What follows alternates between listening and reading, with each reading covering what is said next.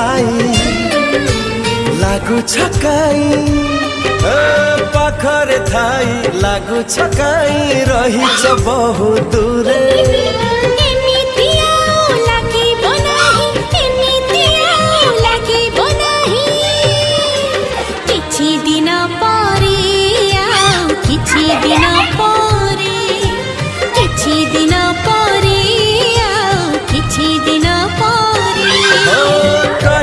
କଥା